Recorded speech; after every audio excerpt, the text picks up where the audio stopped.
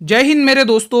एक बार मैं फिर से आप सभी का स्वागत करता हूं आपके अपने परिवार शाक्या जी जीके क्लासेस में। तो साथियों, एक बार मैं फिर से आप लोगों के लिए लेके आया हूं आरपीएफ का प्रैक्टिस सेट 16। दोस्तों, आरपीएफ का प्रैक्टिस सेट 16 जो आपके मैथ क्लास का रहने वाला है। ठीक है, आज इस क्लास के अंदर हम वो क्वेश्चन डिस्कस करेंगे जो रेलवे बार बार पूछता है और बार बार रिपीट होते हैं एग्जाम के लिए। तो ये क्लास बहुत ही इंपॉर्टेंट रहने वाली है। ठीक है, आज की क्लास के अंदर हम आरपीएफ मैथ में जितने भी टॉपिक्स आ रहे हैं उन हर टॉपिक से हर एक इंपॉर्टेंट क्वेश्चंस को डिस्कस करेंगे जो एग्जाम में पूछे जाते हैं बार बार। ठीक है, तो क्लास के अंदर कुछ क्वेश्चंस एक्सपेक्टेड रहेंगे जिनके आने की ज्यादा संभावना है और कुछ क्वेश्चन पीवाईक्यू रहेंगे दोस्तों। ठीक है, तो क्लास बहुत ही इंपॉर्टेंट रहने वाली है आप लोगों को। अगर आपको मैथ में 35 में से 35 स्कोर करना है तो शुरू से अंत तक डेली क्लासेस दिखेगा। ठीक है, शुरू से अंत तक बीच में क्लास नहीं छोड़ना दोस्तों, पूरा ज्ञान लेना दोस्तों। ठीक है, अगर आप चाहते हैं इस क्लास की पीडीएफ मिले तो टेलीग्राम ग्रुप को ज्वाइन कर लेना, लिंक वीडियो के डिस्क्रिप्शन बॉक्स में दिया हुआ है। अगर आप दोस्तों सही में आरपीएफ मैथ की तैयारी कर रहे हैं डेडिकेट होके, तो ये क्लास आप डेली देखिए, मैं दावे के साथ कह रहा हूं आप अच्छा स्कोर करके आओगे। पहला ही क्वेश्चन दोस्तों आपकी स्क्रीन पर लिखा हुआ, कमेंट करिएगा दोस्तों। यहाँ पर 2 है। ठीक है, यहाँ पर 2 है। चलो सॉल्व करिए इस क्वेश्चन को। ये इक्वेशन दे रखी है सिंप्लीफिकेशन का, आपके ही एग्जाम में पूछा गया क्वेश्चन है, देख सकते हैं। आरपीएफ सब इंस्पेक्टर 13 तारीख 6 महीना 2022 शिफ्ट 2 में क्वेश्चन पूछा गया है। चलिए दोस्तों सॉल्व करिए इस इक्वेशन को। जब भी ऐसे क्वेश्चंस आते हैं दोस्तों, आपको बोर्ड मार्क्स का नियम फॉलो करना है। 4 और 2 कितना हुआ दोस्तों, यहाँ पर जी 4 और 2 6 हुआ। ठीक है, 6 को आप 9 से गुणा करोगे तो कितना होगा, 6 9 54 होगा। ठीक है, 6 को 2 से गुणा करोगे 12 होगा। अब 12 में के बीच में कौन बैठा हुआ है यहाँ पे, माइनस। तो इन दोनों को आप जब माइनस करेंगे तो डिजिट कितनी आएगी, देखो 4 में से 2 घटाओ 2 बचेगा और 5 में से 1 घटाओ 4 बचेगा। ठीक है, कितना बचेगा 4, कितना है 4। और यहाँ क्या लिख रखा है, प्लस 5/5 लिख रखा है। जब आप 5 को 5 से डिवाइड करोगे तो प्लस का 1 आएगा। कितना आएगा दोस्तों, प्लस का 1 आएगा। प्लस का 1 जब आप 42 में प्लस करोगे मेरे वीनों, तो जो आंसर निकल के आएगा वो 43 आएगा। मैं आशा करता हूं कि ये पहला क्वेश्चन आपको इजीली समझ में आया होगा। ठीक है, चलिए अब बढ़ते हैं वो क्वेश्चन जो रेलवे बार बार पूछती है दोस्तों। ठीक है, चलिए स्टार्ट करते हैं। पहला तो दोस्तों इस क्वेश्चन को भी बहुत सारे स्टूडेंट गलत करते हैं दोस्तों। इस क्वेश्चन को भी मोस्टली स्टूडेंट गलत करते हैं दोस्तों, लेकिन आपको गलत नहीं करना है। 8 क्रमागत संख्याओं का औसत 6.5 है, तो सबसे छोटी तथा सबसे बड़ी संख्या का औसत ज्ञात करें। बहुत ही प्यारा सा क्वेश्चन है। हम रेलवे मैथ में जितने भी टॉपिक्स आपके मैथ के आ रहे हैं उन हर टॉपिक से हर एक इंपॉर्टेंट टाइप को देखेंगे जो एग्जाम में बहुत बार पूछा जाता है। तो शुरू से अंत तक बने रहिए। अगर आपके सभी मैथ के टॉपिक कवर है ना, तो ये क्लास आपके प्रैक्टिस सेट के लिए रामबाण साबित होने वाली है। आपकी बहुत ही अच्छे से प्रैक्टिस सेट होगा। ठीक है, बेफिक्र रहिए, बेस्ट कंटेंट मिलेगा आज की क्लास में। देखिए 8 लगातार क्रमागत।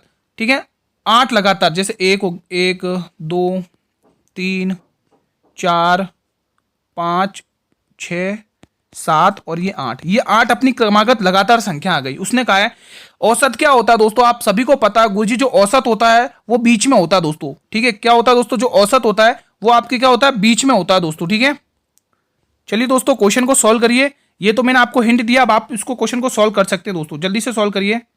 क्या रहने वाला है इसका आंसर, यहाँ सी ऑप्शन 4.5 है। ठीक है, चलिए दोस्तों क्वेश्चन सॉल्व करते हैं। आप सभी को पता है, अगर आप बेसिक से जाना चाहते हैं तो उसने कहा है कि सबसे छोटी संख्या और सबसे बड़ी संख्या का औसत ज्ञात करना। तो 1 है छोटी संख्या और 8 है बड़ी संख्या, तो 1 + 8 डिवाइडेड बाय 2, क्योंकि औसत ज्ञात करना है ना, तो कितना होगा 9/2। और 9/2 को हम क्या कहते हैं, 4.5। क्या कहते हैं स्टूडेंट, 4.5। जो आंसर आया है मेरे वीरों वो आपका आया ऑप्शन नंबर सी, 4.5। अगर आप थोड़ा स्मार्ट अप्रोच लगाना चाहते हैं तो आप समझ सकते हैं दोस्तों कि जो औसत होता है वो बीच में होता है हमेशा। कितने, किसके, 4 और 5 के बीच में होता है दोस्तों। औसत किसके बीच में होता है, 4 और 5 के बीच में। तो 4 और 5 के बीच में जो नंबर आएगा दोस्तों वो तो 4.5 ही आ रहा है ना। बिल्कुल कॉमन सेंस की बात है, तो आप इसको ऐसे भी कर सकते थे। चलिए अगला क्वेश्चन देखते हैं। बहुत ही इंपॉर्टेंट क्वेश्चन है दोस्तों, ये आपके एग्जाम में बहुत बार पूछा जाता है दोस्तों। इस टाइप का क्वेश्चन दोस्तों मोस्टली बच्चे गलत करते हैं, लेकिन आपको गलत नहीं करना है।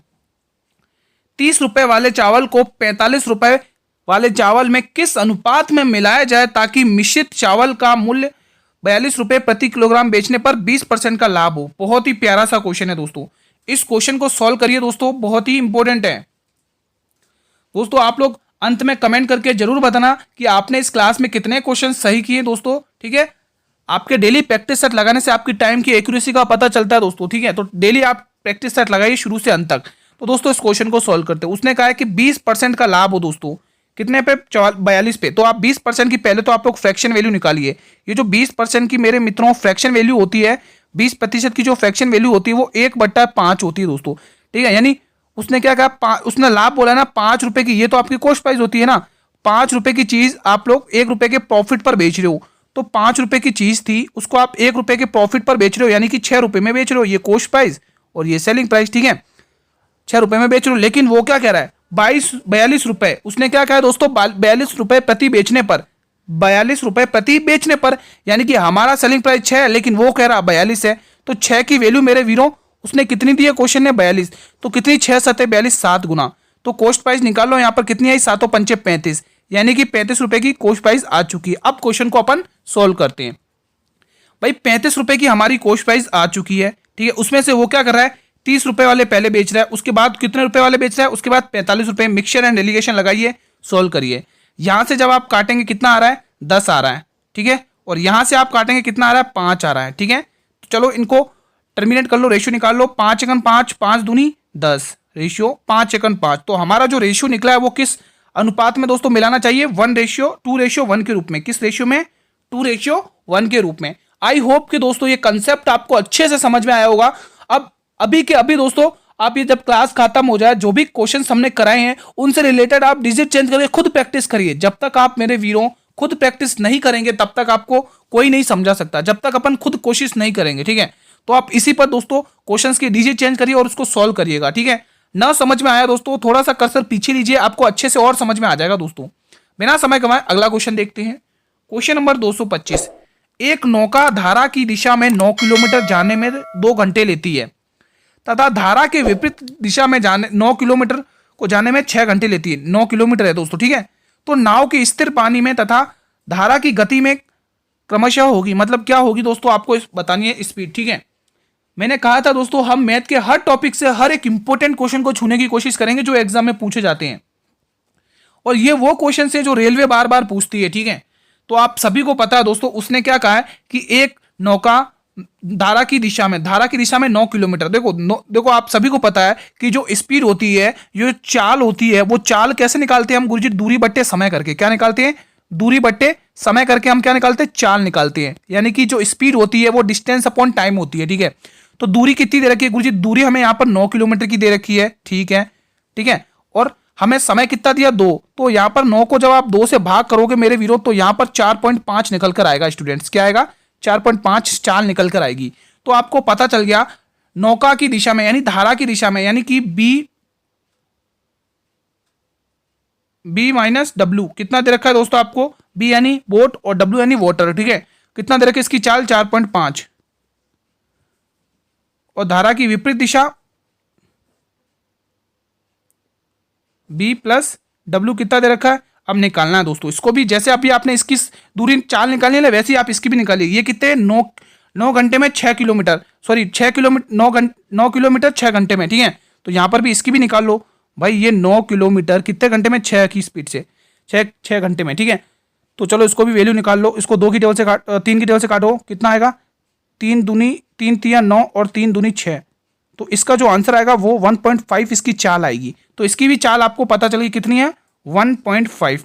अब आपको पूछा है कि नाव की चाल और धारा की चाल, तो जब भी आपको नाव की चाल बी की वैल्यू निकालनी हो तो हम क्या करते हैं, दोनों को जोड़कर 2 का भाग देते हैं। दोनों को जोड़कर 2 का भाग दोगे, जब आप इन दोनों को जोड़ोगे, इन दोनों वैल्यूज को जोड़ोगे 4.5 प्लस 1.5 जोड़ोगे और 2 से भाग करोगे तो जो आंसर निकलेगा मेरे वीरों वो कितना आएगा, 3 आएगा दोस्तों। कितना आएगा, 3 आएगा, ठीक है। उसी तरह से आप W की वैल्यू निकाल लो। W की क्या करते, दोनों को घटाकर 2 का भाग देना। अब इन दोनों को दोस्तों घटाकर 2 का भाग दोगे तो कितना आएगा, कितना आएगा दोस्तों, इन दोनों को घटाकर 2 का भाग दोगे तो कितना आएगा बताइए दोस्तों, 1.5 आएगा दोस्तों। इनको जब घटाकर भाग दोगे तो आंसर कितना आएगा 1.5। तो हमारा ये ऑप्शन किस किस में है, W की वैल्यू 1.5 आई है और बोट की वैल्यू 3 आई है दोस्तों। किस ऑप्शन में है, तो ऑप्शन नंबर सी में है दोस्तों। आई होप कि कंसेप्ट अच्छे से समझ में आया होगा दोस्तों, ठीक है। अगला क्वेश्चन, हम हर एक इंपॉर्टेंट क्वेश्चन को देखेंगे जो रेलवे बार बार पूछती है, ठीक है। चलिए इस क्वेश्चन को बताइए दोस्तों। अगर आप सही में दोस्तों मैथ की डेडिकेट से आप पढ़ाई कर रहे हैं तो आपके लिए क्लासेस डेली लीजिए और बहुत ही शानदार कंसेप्ट के साथ हर एक क्वेश्चन को समझाऊंगा, सीधा आपके दिमाग में बैठेगा, ठीक है। 150 मीटर लंबी एक रेलगाड़ी 500 मीटर लंबे पुल को पार करने में 30 सेकंड का समय लेती है। 380 मीटर लंबे एक प्लेटफॉर्म को पार करने में वह रेलगाड़ी कितना समय लेगी दोस्तों। देखो दोस्तों इसमें पुल की बात कर रहा है दोस्तों, किसकी, पुल की बात कर रहा है और प्लेटफॉर्म की बात कर रहा है। प्लेटफॉर्म के केस में क्या होता है दोस्तों कि जो रेलगाड़ी होती है ना दोस्तों, वो क्या करती है, खुद की लंबाई भी अपनी लेती है और उस प्लेटफॉर्म की भी लंबाई लेगी दोस्तों, क्योंकि प्लेटफॉर्म तो दोस्तों बहुत लंबा होता है और ट्रेन के बराबर ही होता है दोस्तों, तो इसीलिए उसमें इस केस में ट्रेन की लंबाई और प्लेटफॉर्म की दोनों की लंबाई काउंट करी जाएगी दोस्तों। ठीक है, ठीक है दोस्तों, समझ में आया दोस्तों। अब यहाँ पर देखिए, 150 मीटर लंबी एक रेलगाड़ी 500 मीटर लंबे एक पुल को पार करने में 30 सेकंड का समय लेती है दोस्तों। चलिए दोस्तों, अब क्वेश्चन को सॉल्व करते हैं। साथियों, सॉल्व करने से पहले यहाँ पर आप 370 करिए, 370 करिए दोस्तों, यहाँ 370 है। ठीक है, यहाँ आप लोग 370 पढ़िएगा, ये 370 है और ये ऑप्शन आप करिए कंप्लीट। यहाँ पर 30 सेकंड, 30 सेकंड, ठीक है, यहाँ 24 सेकंड करिए, ये ऑप्शन है। ठीक है, ये आप 35 सेकंड करिए, ये 35 सेकंड, और ये आप 32 सेकंड करिए। ठीक है, चलिए अब क्वेश्चन सॉल्व करते हैं। यहाँ 370 है, ठीक है, ये करेक्शन कर लो बस। अब क्वेश्चन को सॉल्व करते हैं। आप सभी को पता है दोस्तों कि 150 मीटर लंबी रेलगाड़ी, 150 मीटर लंबी रेलगाड़ी एक प्लेटफॉर्म को, देखो अब मैंने बताया कि पुल या प्लेटफॉर्म को पार करे तो उसकी भी लंबाई आएगी और रेलगाड़ी की भी लंबाई आएगी। कितने सेकंड में, 30 सेकंड में करती है। ठीक है, और दूसरी रेलगाड़ी देखो, और दूसरी रेलगाड़ी वो खुद की लंबाई भी आएगी और प्लेटफॉर्म की भी लंबाई आएगी 380। ठीक है, खुद की लंबाई भी आएगी और प्लेटफॉर्म की लंबाई भी आएगी, और कितने सेकंड में हमें पार करती है। हमें इस टी की वैल्यू निकालनी है, हमें इस टी की वैल्यू निकालनी है। चलो सॉल्व कर लो इस क्वेश्चन को, इसको ऐड करो, कितना हो रहा है, 500, 600, 650, कितना आ रहा है, 650, यानी कि 650/30। ठीक है, अब इधर सॉल्व कर लो, इधर कितना आ रहा है, यहाँ पे 370 है। ठीक है, 370 है। इधर देखो कितना आ रहा है कि 7 और 5, 120 अलग करो, 300, 400, 500, 520 आ रहा है। कितना आ रहा है मेरे वीरो, 520, और यहाँ कितना आ रहा है, टी। ठीक, अब आप इसको सॉल्व कर लो। कैसे करेंगे, देखो 13 की टेबल से काट लो, 13 पंचे 65, यानी 50 बार इधर जाएगा। 13 की टेबल से काट लो, यहाँ पर 13 की टेबल से काट लो दोस्तों, कितना आ रहा है, इसको 13 की टेबल से काटो, कितना आ रहा है, देखो दोस्तों 13 चौके 52, कितना आएगा, 13 चौके 52, यहाँ पर आएगा 40। ठीक है, अब आपको क्या करना है, जीरो से ये जीरो गया, ठीक है, जीरो से ये जीरो गया। अब आपको करना क्या है, देखो 5 की टेबल से काट लो, 5 अगन 5 और 5 अठे 40। अब ये 3 इधर डिवाइड में, इधर आके क्या आ जाएगा, मल्टीप्लाई में आएगा। जब इससे गुणा होगा तो 24 सेकंड आंसर आएगा। कितना आएगा दोस्तों, 24 सेकंड। आई होप कि कंसेप्ट समझ में आया होगा। ये आपका ऑप्शन नंबर कौन सा है, बी ऑप्शन। ठीक है, ये 24 नंबर, ये वाला। ठीक है दोस्तों, ये तो आपकी गलती है और आपके 24 सेकंड सही आएगा। कंसेप्ट समझ में आया, यानी कि कहने का मतलब इतना है कि अगर रेलगाड़ी किसी पुल या प्लेटफॉर्म को पार करेगी तो वो अपनी खुद की लंबाई और उस प्लेटफॉर्म और पुल की लंबाई को भी साथ में लेके पार करेगी। बस इतना कंसेप्ट है और कुछ नहीं है क्वेश्चन। ठीक है दोस्तों, अगर आप प्रीवियस ईयर पेपर देखोगे रेलवे के, एसआई और सब इंस्पेक्टर के, तो उसमें जो रेलगाड़ी की कितनी लंबी दूरी है, कितना समय है, बस इस टाइप से क्वेश्चन पूछे गए हैं। ठीक है, तो मैंने आपको स्टार्टिंग में ही कहा था जो क्वेश्चन पूछे जाते हैं रेलवे के द्वारा बार बार, मैं वही क्वेश्चन आपको कराऊंगा। और इस क्वेश्चन को दोस्तों मैं आपको हमेशा बताता हूँ महत्तम समापवर्तक, यानी कि आपको HCF निकालना हमेशा बताता हूँ। जब भी ऐसे नंबर दे हों तो जो भी करीब करीब के नंबर हो, पास पास के नंबर हो, उनको आपस में घटाकर देखा करो। ये दोस्तों HCF के लिए एक शॉर्ट ट्रिक बता रहा हूँ, बहुत शानदार। ठीक है, जब भी आपको HCF यानी कि महत्तम समापवर्तक बोले निकालने के लिए, तो आप इन दोनों वैल्यू को ये दोनों पास पास में, इनको घटाओ, कितना आ रहा है, 8 में से 6 घटाओगे गुरुजी 2 बचेगा। ठीक है, और 8 में से 1 घटाओगे गुरुजी 7 बचेगा, और 2 में से 2 0, यानी कि हमारे पास जो डिजिट निकल के आई है वो 72 आई है। अब HCF के केस में हम क्या करते हैं, या तो 72 ही आंसर होगा या तो 72 का कोई फैक्टर होगा दोस्तों। ठीक है, अब इसमें तो हमें 72 ही ऑप्शन दे रखा, यस बिल्कुल सही है, तो ऑप्शन नंबर डी जाएगा। आप ये भी कह सकते थे कि गुरुजी 12 की टेबल में भी 72 आता है, 24 की टेबल में भी 72 आता है, लेकिन हमें ये डी ऑप्शन ही क्यों चुना दोस्तों, हमने ये इसलिए चुना क्योंकि मैंने क्या कहा, जब भी हम इनका अंतर लेते हैं जो संख्या आती है, या तो वो संख्या खुद HCF होगी या तो उसका कोई फैक्टर HCF होगा। ये आपको समझ में आ गया। लेकिन उसने क्या कहा, महत्तम समापवर्तक यानी HCF का मतलब क्या होता है कि वह बड़े से बड़ा नंबर। तो इन तीनों ऑप्शन में बड़ा नंबर तो 72 है, तो इसीलिए मेरे मित्रों हमने 72 को यहां पर लिखा है। आई होप कि आपको कंसेप्ट दिमाग में बैठ गया होगा। चलिए अगला क्वेश्चन देखते हैं। क्वेश्चन 228 बहुत ही प्यारा सा क्वेश्चन है। इस टाइप के क्वेश्चन दोस्तों नंबर सिस्टम से न जाने रेलवे कितनी बार पूछ चुका और कितनी बार पूछता है, चाहे NTPC हो, चाहे सब इंस्पेक्टर हो, चाहे कांस्टेबल हो, ग्रुप डी, टेक्नीशियल, ALP, JEE, किसी भी एग्जाम को आप दे रहे हैं रेलवे के, तो उसमें इस टाइप का क्वेश्चन जरूर आता है दोस्तों, नंबर सिस्टम से गारंटी। आप प्रीवियस ईयर पेपर देखिए इन सभी एग्जाम के। किसी संख्या को 45 से भाग देने पर शेषफल 28 बचता है। इसी संख्या को 15 से अगर हम भाग दें तो शेषफल क्या बचेगा। इसका जवाब मेरे वीरों आप ओरल दे सकते हैं अगर आपको कंसेप्ट पता है। कंसेप्ट पता है तो 2 सेकंड के अंदर क्वेश्चन को फोड़ सकते हो और फटाफट से आप लोग 13 आंसर करके आ सकते हैं दोस्तों। 13 आंसर इसका आएगा, 13 आंसर करके आएगा। कैसे 13 है मैं आपको समझाता हूं पहले कंसेप्ट। जब n कोई नंबर है, इसको आप किससे भाग कर रहे हो, देखो उसने क्या बोला, किसी संख्या को, वो संख्या हमें नहीं पता, को 45 से भाग देने पर, जो 45 से भाग देने पर जो शेषफल आपको मिला है वो 28 मिला है। अब ध्यान से समझना, जो भी मेरे भाई बहन पहली बार देख रहे हैं उन्हें समझ में आ जाएगा अच्छे से। देखो हमें शेषफल क्या बता रहा है, 28 बचता है। जो शेषफल बचता है ना वही वो संख्या होती है। मैंने क्या कहा, जो भी शेषफल बचता है भाग करने पर वही वो संख्या होती है। यानी कि हमें n की वैल्यू पता चल गई 28। अब आगे क्या कह रहा है, उसी संख्या को 15 से भाग देने पर, यानी इस 28 को जब हम मेरे मित्रों 15 से भाग देंगे तो शेषफल क्या आएगा, कर लो भाई। 15 एकम 15, 15 एकम 15, कितना बच रहा है, 3 15, हाँ 13 बच रहा है दोस्तों। कितना बच रहा है, 13। तो बिल्कुल ऑप्शन नंबर डी को लॉक करेंगे, ठीक है, क्योंकि 8 5 13 होता है 15 से, ठीक है। तो समझ में आया इस क्वेश्चन को कैसे करना है। अगला क्वेश्चन देखते हैं, क्वेश्चन 229। यदि 50 का 40%, 80 का x% है तो x का मान ज्ञात करिए। देख सकते हैं दोस्तों लेवल क्वेश्चन का, किस एग्जाम में पूछा गया, इतना छोटा क्वेश्चन एनटीपीसी में पूछा गया है। साथियों ये क्वेश्चन मैं खुद नहीं लिखता हूं दोस्तों अपने हाथों से, ये एग्जाम में पूछे गए। आप जाकर गूगल पे या किसी भी प्लेटफॉर्म पे जाकर सर्च कर सकते हैं, ये क्वेश्चन से एग्जाम में पूछे गए हैं। आप एनटीपीसी के पीवाईक्यू क्वेश्चन देख सकते हैं, उसमें ये क्वेश्चन पूछा गया है, ठीक है। तो आप ये नहीं कह सकते गुरुजी के इतने आसान क्वेश्चन भी आते हैं। दोस्तों आप नहीं जानते दोस्तों, आसान क्वेश्चंस को भी बच्चे गलत करते हैं दोस्तों, तो हमें उन्हीं गलतियों को इंप्रूवमेंट करके आगे बढ़ना है, ठीक है। 50 का 40%, 40%, 40/100 मत लिखो, हम ऐसे ही सॉल्व करेंगे बहुत ही ईजी ट्रिक से, ठीक है। कैसे करेंगे देखना। 80 का मतलब मल्टीप्लाई होता है दोस्तों x%, का x%। अब देखिए कैसे करना है। देखो प्रतिशत ने प्रतिशत को हटा दिया, ठीक है। अब देखो 40 से कम 40 और 40 दूनी 80, 2 की टेबल से काटोगे 25। पर क्या करें, हमें तो सॉल्व करना पड़ेगा क्योंकि एग्जाम में पूछा गया क्वेश्चन है। तो किस ऑप्शन में, डी ऑप्शन में। आई होप कि दोस्तों आपको इजी तरह से सॉल्व कर लिया होगा सभी स्टूडेंट ने। दोस्तों आप सभी से एक बार विनम्र निवेदन है दोस्तों, आप लोग अपनी स्पीड को जरूर चेक करना अंत में, और आपने कितने क्वेश्चन किए वो सब कमेंट बॉक्स में आप बताओगे। ये भी दोस्तों आपके लिए एग्जाम में बहुत ही इंपॉर्टेंट क्वेश्चन है, परसेंटेज टॉपिक से दोस्तों बहुत ही इंपॉर्टेंट क्वेश्चन है ये। एक संख्या में पहले तो 5% की कमी कर दो भाई, इसको आप रेशियो मेथड से भी कर सकते हैं, ठीक है, और आप फॉर्मूले से भी कर सकते हैं बहुत ही इजी तरीके से, ठीक है। और फिर 5% की वृद्धि की जाए तो शुद्ध वृद्धि या कमी ज्ञात करें। दोस्तों अब आप कंसेप्ट को नोट करिए कॉपी में, जब भी आपको 5% मतलब कितने भी परसेंट की कमी, यहां पर देखो 5% की कमी और 5% की वृद्धि, यानी जो कमी और वृद्धि का जो डिजिट दे रखी है ना 5%, जब भी ऐसा सेम सेम आता है तो हमेशा ध्यान रखना दोस्तों आपको लॉस होगा, हमेशा दोस्तों आपको लॉस होगा। और कैसे निकालना दोस्तों, आपको a² करके, a² 100, ठीक है। तो इस केस में आपको हमेशा लॉस होगा, जब भी इनका जो परसेंटेज है ना प्रतिशत वैल्यू वो अगर समान हो तो इस केस में हमेशा लॉस होगा दोस्तों, ये ध्यान रखना, ठीक है।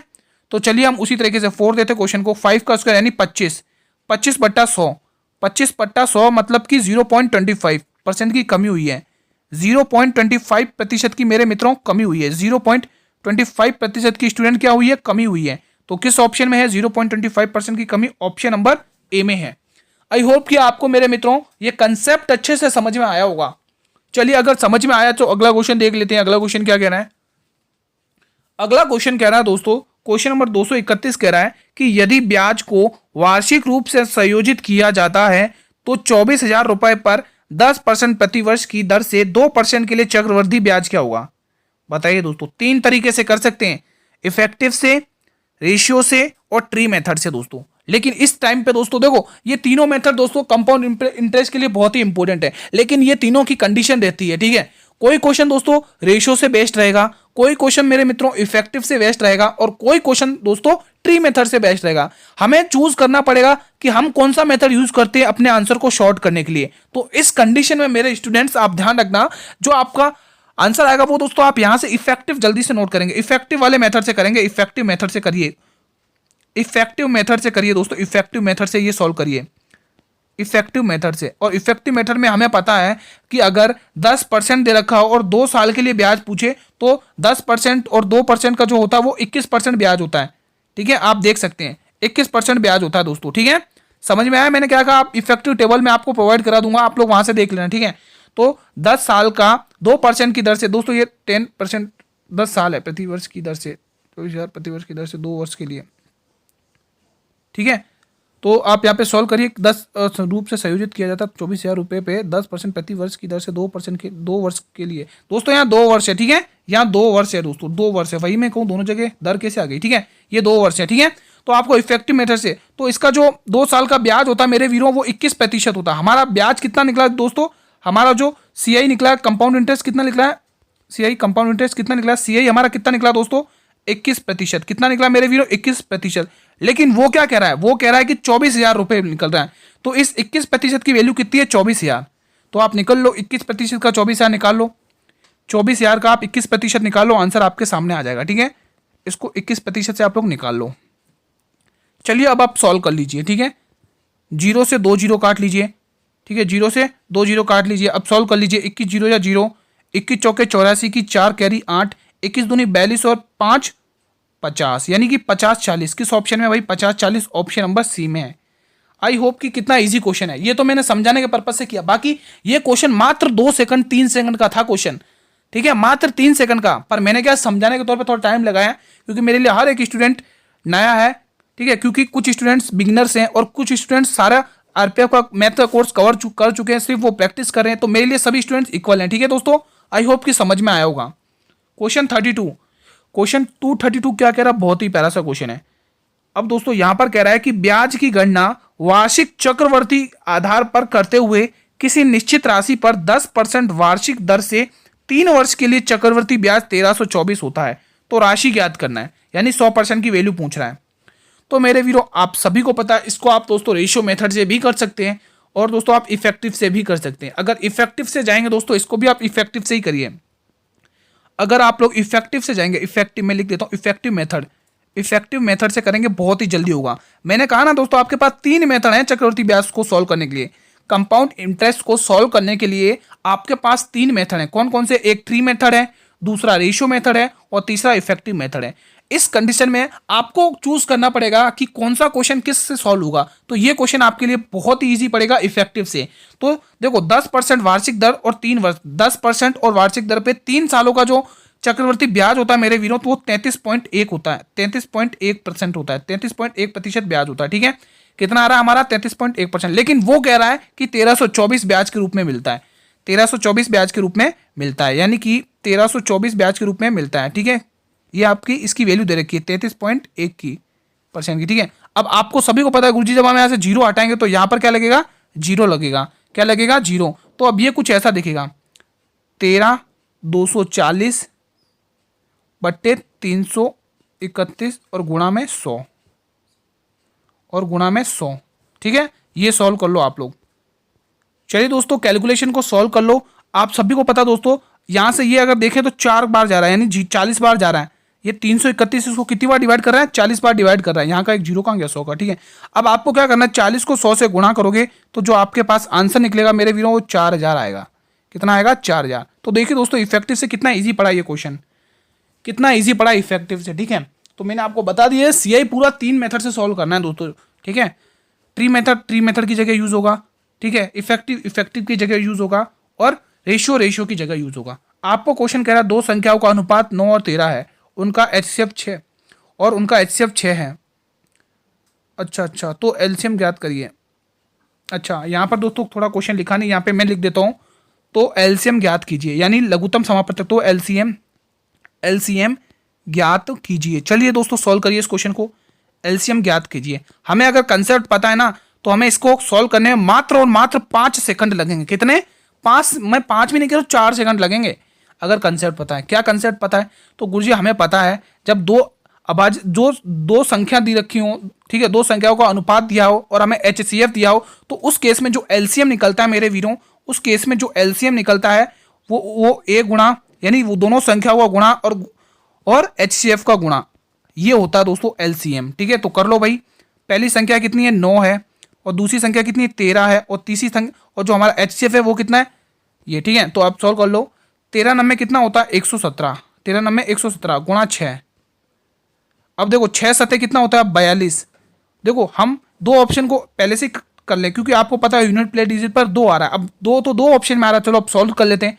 तो 7 छंग 42 की 2, 6 सतह 42 की 2 कैरी 4, ठीक है। 6 कन 6 और 4 10, 10 का 0 कैरी 1, 6 कौन 6 7 यानी 702।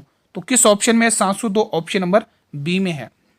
आई होप कि ये कंसेप्ट समझ में आया। देखो दोस्तों, अगर आप कोई भी कंसेप्ट नया पढ़ रहे हो, ठीक है, तो आप उसको नोट करिएगा, ठीक है। फिर आप देखिएगा कि आपने जो आपने किया है और जो ये कंसेप्ट देखा है, कौन सा आपके लिए इजी पड़ रहा है, आप उसी को चूज करिए दोस्तों, ठीक है।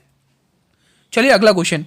आपके तो जीके जीएस की क्लासेस है मेरे वीरों, वो हम आपकी 1 तारीख से स्टार्ट कर रहे हैं। मतलब कि आपके पास 3-4 दिन और बचे हुए, अच्छे से मैथ्स की प्रैक्टिस कर लीजिए। फिर हम ताबड़तोड़ जीके की प्रैक्टिस करेंगे बहुत ही शानदार तरीके से, ठीक है। एक वस्तु का सूची मूल्य 200 रुपए है। एक ग्राहक को लगातार 2 छूट के बाद 150 रुपए में खरीदता है। तो यदि एक छूट 10% की है तो दूसरी छूट ज्ञात करिए। बहुत ही प्यारा सा क्वेश्चन है। ये क्वेश्चन बहुत ही इंपॉर्टेंट है, ग्रुप डी में पूछा गया है। साथियों मैं तो कहूं इस पर डबल स्टार लगा लो आप लोग, ठीक है। आप रेलवे के कोई भी एग्जाम देख लीजिए, उसमें जो आपका एक टॉपिक आता है मैथ्स में, डिस्काउंट, ये एक प्रॉफिट लॉस का ही भाग है, बट्टा, जिसको आप हिंदी में बट्टा कहते हो। बट्टे वाले चैप्टर से दोस्तों ये क्वेश्चन आया ही आया। आप कोई भी रेलवे का एग्जाम देख लो दोस्तों, ये क्वेश्चन तो आया ही आया है, ठीक है। अब इस क्वेश्चन को आप लोग लाइन मेथड पर सॉल्व करिए, बहुत ही इजी तरीके से ये क्वेश्चन सॉल्व होगा। एक क्वेश्चन मैं आपको समझाऊंगा, दूसरा क्वेश्चन आप करिएगा, नहीं होगा तो मैं अभी वापस करूंगा आपको, ठीक है। पहले एक क्वेश्चन अच्छे से समझाऊंगा, दूसरी बार समझाऊंगा तो तीसरा क्वेश्चन आप कर ही दोगे, ठीक है। तो मैं दोनों बार समझाऊंगा, आपको अच्छे से समझ में आएगा। पहले देखते हैं हम क्वेश्चन, ठीक है। पहले तो आप लोग मुझे ये देखो कि 10% की छूट दी जा रही है। किस पर देते गुरुजी छूट? गुरुजी छूट तो हम अंकित मूल्य पे देखते हैं डिस्काउंट के केस में। बट्टे के केस में जो हम छूट देते हैं वो किस पर देते हैं? क्रय मूल्य पर तो देते नहीं है गुरुजी। क्रय मूल्य पर तो प्रॉफिट और लॉस यानी कि लाभ हानि होता है क्रय मूल्य पर। तो डिस्काउंट पर छूट दी जाती है किस पर? अंकित मूल्य पर। गुरुजी अंकित मूल्य तो मेरा 200 रुपए है। गुरुजी अंकित मूल्य तो मेरा 200 रुपए है, और मैं अगर इस 200 रुपए पर 10% की छूट दूंगा दोस्तों, 10% की जो छूट दूंगा तो मेरे पास कितना आएगा? 0 से 0 9 दूनी 18, यानी कि मेरे पास वो वस्तु 180 रुपए में आएगी मेरे मित्रों। कितने पर आएगी? 180 में। चलिए अब क्वेश्चन को उसको फोड़ते हैं दोस्तों। चलिए हमें पता है गुरुजी 200 रुपए का सामान है, 200 रुपए का सामान है, उस पर हम कितने प्रतिशत की छूट दे रहे हैं गुरुजी? उस पर हम दे रहे हैं 10% की छूट, 10% की छूट दे रहे हैं। और वो सामान हमें कितने में मिला? 180 रुपए में। लिख लो यहाँ पे गुरुजी, वो सामान हमें मिला जाके 180 में, ठीक है। लास्ट में 180 के बाद उसकी एक और छूट दी है, वो छूट हमें नहीं पता, वो मान ली हमने वो X% की हमें छूट दी है। वो छूट देने के बाद हमें वो सामान 150 रुपए में पड़ रहा है। कितने में परसेंट पड़ रहा है? उसने क्या कहा है? 150 रुपए में। समझ में आया दोस्तों? पहले 200 रुपए का सामान था, उस पर 10% की छूट दी, वो हमने 180 निकाल लिया। कितने में पड़ा? 180 रुपए में। फिर उस 180 के बाद उसको एक्चुअल प्राइस कितनी दी है? 150 रुपए की, और हमें ये प्राइस निकालनी X की वैल्यू। तो देखिए दोस्तों कितने रुपए की छूट दी जा रही है गुरुजी? यहां पर गुरुजी 30 रुपए की छूट दी जा रही है। और मैंने अभी आपको बताया था कि छूट का प्रतिशत हम किस पर निकालते हैं? अंकित मूल्य पर। कितना? 180 यहां पर दे रखा है, ठीक है, 180 पर। ओके, और हमें पूछा है दूसरी छूट यानी 100% की वैल्यू पूछी है दोस्तों। तो चलिए सॉल्व कर लीजिए, ठीक है। ये ऑप्शन मैंने काटे नहीं है दोस्तों, ठीक है, ये एरो कर रखे, ये काटे नहीं है दोस्तों ना। आप समझो गुरुजी काट दिए ऑप्शन, मैं इनको सही कर देता हूँ, क्योंकि बहुत सारे समझेंगे कि गुरुजी ने ये ऑप्शन ही काट दी। नहीं, ऑप्शन सही है बिल्कुल, ठीक है। चलिए अब इसको सॉल्व कैसे करेंगे? देखिए आपको क्या करना है, 0 से 0 काटना है, और 3 छंग 18, ठीक है। और जब आप 100/6 करोगे दोस्तों, 100/6 करोगे तो जो आंसर आएगा दोस्तों वो 16.66% आएगा। जब आप इसको डिवाइड करोगे तो जो आंसर आएगा वो 16.66% आएगा। आई होप कि ये कंसेप्ट आपको अच्छे से समझ में आया होगा दोस्तों, क्योंकि ये क्वेश्चन इंपॉर्टेंट है, एग्जाम में बहुत बनते हैं, ठीक है। चलिए मैं एक क्वेश्चन और कराता हूं और अच्छे से आपको समझ में आ जाएगा। इसी टाइप का एक क्वेश्चन और देखते हैं बहुत ही प्यारे तरीके से। 235 का क्वेश्चन क्या कह रहा है? एक वस्तु का अंकित मूल्य 900 रुपए है। एक ग्राहक को लगातार 2 छूट के बाद 693 रुपए में खरीदता है। तो यदि एक छूट 12% है तो अन्य छूट ज्ञात करिए। क्या आप इस क्वेश्चन को फोड़ सकते हैं जल्दी से? चलिए आप सॉल्व करिए। चलिए मैं भी सॉल्व कर देता हूं, ठीक है। ये भी क्वेश्चन देख सकते हैं, ग्रुप 2 में पूछा गया, ठीक है। चलिए आप क्वेश्चन को सॉल्व करते हैं। उससे पहले हमें पता है गुरुजी 900 रुपए की चीज है, पहले हम इसका वो छूट निकालेंगे। गुरुजी 900 रुपए की चीज है, यहां पर मैं थोड़ा आगे लिखता हूं ताकि स्पेस बचा रहेगा, ठीक है। गुरुजी हमें पता है कि 900 रुपए की चीज है और उस पर हम कितने % की छूट दे रहे हैं? एक छूट कितने की? 12। तो 900 का 12% आप जब निकालेंगे तो साफ साफ दिख रहा है 12 नम कितना दिख रहा है? 12 गुणा 0, 12 नम 108, 108 रुपए की छूट दिख रही है। आप इसको जब सॉल्व करेंगे, चलो पूरा सॉल्व कर देते, कोई दिक्कत नहीं, 100 से सॉल्व कर लो, ठीक है। अब करना कैसे दोस्तों? आपको 2 0 से 2 0 काटे, 12 नम 108, तो आपको पता चल गई कि उसने हमें कितने रुपए में दी है? 108 रुपए में दी है। सामान पता चल गया। अब क्वेश्चन को फोड़ते हैं बहुत अच्छी तरीके से। क्वेश्चन कह रहा है एक वस्तु का अंकित मूल्य 900 रुपए है। एक वस्तु का अंकित मूल्य 900 रुपए, ठीक है। भाई 900 रुपए की चीज तू दे रहा है, बिल्कुल ठीक है, ठीक है। उस पर तू कितने परसेंट की छूट दे रहा है भाई? हमें छूट दे रहा है 12% की। उस पर ये कितने प्रतिशत की छूट दे रहा है? 12% की हमें छूट दे रहा है। छूट देने के बाद जो हमें सामान मिला है वो 108 रुपए का मिला है। बिल्कुल सही बात है गुरुजी, 108 रुपए का मिला है। उसके बाद उसने बोला कि आखिरी में लास्ट में उस सामान को कितने में दिया गया? 693 रुपए में। कितने में? 693 रुपए में। मेरे स्टूडेंट कितने में दिया गया उसको? 693 रुपए में दिया गया। कितने रुपए में? 693 रुपए में।